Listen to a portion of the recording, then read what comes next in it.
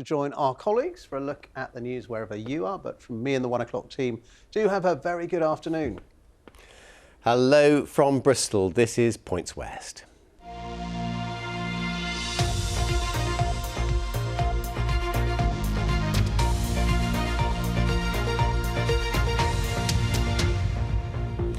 I hope you're well. We're into day 2 of the Cheltenham Festival, where the Queen will be in attendance to present the big prize of the day. Our sports editor, Ali, is there. Ali, I gather the schedule's been changed a bit today. Yes, racing is actually starting a little later at 1:45 today, David. That's because the 5th race of the day has actually been abandoned. Part of the cross-country course here is still waterlogged, so that is off, but the rest of the racing goes ahead as planned, including the big one today, the Queen Mother Champion Chase, running slightly later at 4 o'clock today. And the trophy for that will be, as you say, presented by the Queen, who is here as a guest of the racecourse today. Lots of attention when she arrived from the cameras at about 12 o'clock. Who she'll be giving that trophy to is interesting though. El Fabiolo is the one to beat today, probably the shortest priced favourite of the whole week. But there is a West Country challenge. Edwardstone is a horse trained in Wiltshire by Alan King, and he believes he's got a good chance of putting some pressure on the favourite. There is also Elixir du Nuts, who is trained by Joe Tizard in Somerset, and he's trying to win here at the festival for the very first time since taking over the licence from his dad Colin. We're having a really successful time with me and the trainer. Nothing's really changed, but it's in my name, and it kind of goes back to naught on the record. So you know, that's what we're trying to achieve. We're trying to be very competitive at those huge stages, and there's no bigger one than Cheltenham. Now, today has also been rebranded, David, as Style Wednesday. This is what used to be known as Ladies' Day. Our cameras have been out busy trying to pick out some of the best outfits, some of the most colourful ones as well. Some pretty high standards, as you can see, which might explain why I've been banished outside of the racecourse to talk to you. Well, thank you, Ali. I should wear a hat for the show tonight. Thank you. With feathers and everything. Now, another high spring tide has seen water spill onto one of Bristol's main roads again. There was disruption to traffic on the Portway this morning at its height. The water reached nearly 14.5 metres. We're told the tides will be lower after today. Hundreds are expected at a charity rugby match this evening in memory of the Bristol student Maddie Lawrence. Now, Maddie died 2 years ago. She was being treated in hospital for a dislocated hip when she developed sepsis. Her parents set up a charity in her name, which helps fund rugby sessions for girls. Here's Jules Hyam. It's 2 years since Maddie Lawrence passed away. Tragically, needlessly, at just 20. But her memory and her legacy live on. Maddie was very brave and would always stand up for people, and she just wanted everybody to know that they belonged and that they could get through whatever it was that they were going through. And it's that kind of strength and that warmth that girls here are developing through rugby. Maddie absolutely adored rugby, and the foundation set up in her name is not just about passing on that love of the game, but it's also about using the sport to empower women and young girls. Oh, I think she'd feel amazing. I think she was so fearless whenever she played rugby, and I think seeing these young girls being able to get involved and be as fearless as she was is super important, and you know, I think she'd be really proud, as she should be. And talk about fearless, there's no holding back here on the pitch, or for that matter, in front of the camera. I think it's like good to try something new and like add a new sport to your life. I think it involves like a lot of running, which is really good, and like lots of sporting and passing, like and it's really good to like connect with your teammates a lot. It's kind of taking those little steps of getting right stuck into it and right into the middle of it. You can build so many skills and so many friendships and things like that from being part of sport, really. And the Maddie's Mark Foundation has helped many hundreds of girls to find rugby, to find friendship, to find strength.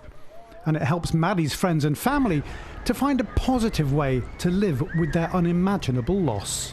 For us, we find that very very comforting, don't we? Absolutely To do something in her name and her legacy is exactly what she would have wanted. So we feel this is as close as we can possibly get to doing that. Jules Hyam, BBC Points West. There's a meeting tonight about new charges to enter Cirencester Park. From Friday, you'll have to pay £4 to visit the Bathurst estate. Locals can apply for a £10 pass that lasts for a year. They've been told the money will be used to support conservation work and improve the visitor experience. A primary school in South Bristol is celebrating all things street art this month. Southfield Primary has been inspired by the local graffiti festival Upfest and has opened its doors to local artists. Laura Jones reports. Morning break at Southfield Primary School and chance for 11-year-old Ed to crack on with his latest creation. Already a talented artist with his own distinct style and street name, Ed's work is part of a much bigger project here at the school. It's a form of creativity that, you can do anything with. I am autistic, and sometimes if you really like something when you're autistic, then you can't stop thinking about it. It's all you can think about. So that's also part of why I love it so much. Inspired by Upfest, Europe's largest street art and graffiti festival, the school is keen to get some local art up on the walls. So this piece is a crocodile made out of South Bristol. So I chose the crocodile with the help of the children based on the legend of the Bristol crocodile. The children at the school wanted a piece that represented where they live, and they helped come up with all the local landmarks in South Bristol. Just along the corridor is Tom. So it's all about nature, as you can see, and really the sort of healing power of sort of going outside for a walk. It's called the Great Outdoors. It was really inspired by the local art we've got here. We're surrounded by amazing street art. We wanted to capture that. We wanted to capture the energy, the creativity, the kind of the wildness that comes with that, and bring it into school. Over in the infants, they're getting in on the act too, designing and painting their own words to add to a multilingual feature wall. So watch this space. The South Bristol street artists of the future are already making their mark. Laura Jones, BBC Points West in Southfield.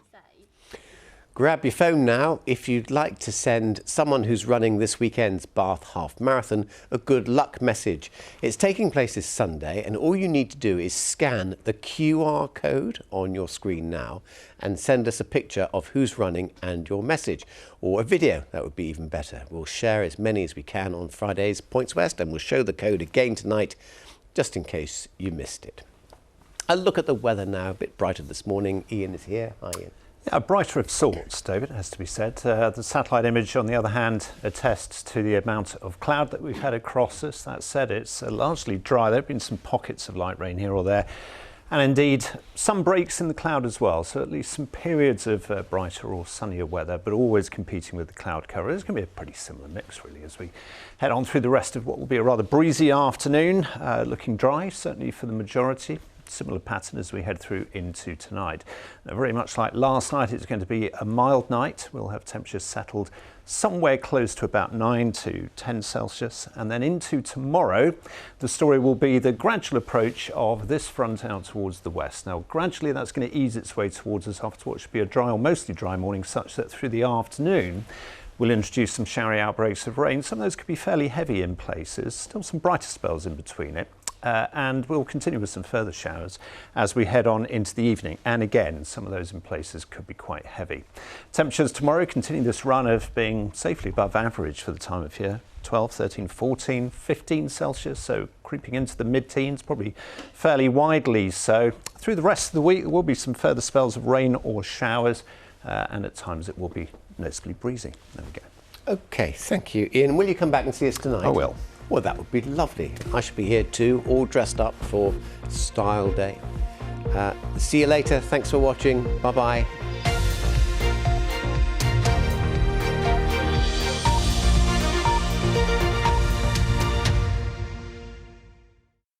Got a story to tell? What I'm going to try and do is go to schools and educate a lot of people about it. Just because somebody's disabled doesn't